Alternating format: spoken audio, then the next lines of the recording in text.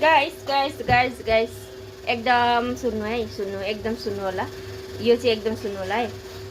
यो के हो थाहा छ? Baby powder. र यस्तो खालको हरेक चिज छ जस्तो नि कि हामी खाने चिज पनि धर्न सकिन्छ र युज गर्ने सामान पनि धर्न सकिन्छ।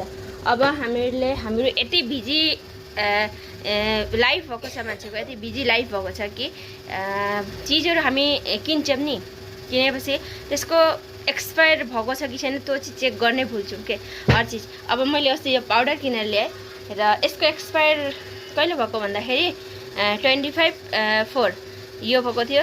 जनवरी, फेब्रुअरी, मार्च, अप्रिलमा यो यसको ऊ गएको रहेछ र मैले अस्ति किनेर ल्याएर यसलाई युज गरिरहेको छु। हेर्नुहोस्, र यसलाई आज चाहिँ एकदम पाउडर अलिकति डिफ्रेन्स टाइपको लाग्यो, त्यही लागि मैले चेक गरेँ किन यस्तो होला भनेर। हेर्दाखेरि एक्सपायर भएको रहेछ।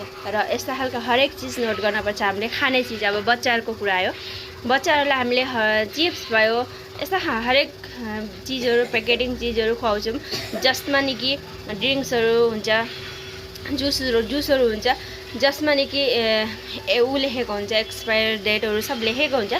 त्यो लेखेको चिजलाई पनि हामी चेक नगरिकन बच्चाहरूलाई सिधै खान दिन्छौँ। अरूलाई के भन्नु, म आफैले त्यस्तो गर्छु कि मैले त्यो चेक गर्न पनि मेरो त्यो सोचै आउँदैन।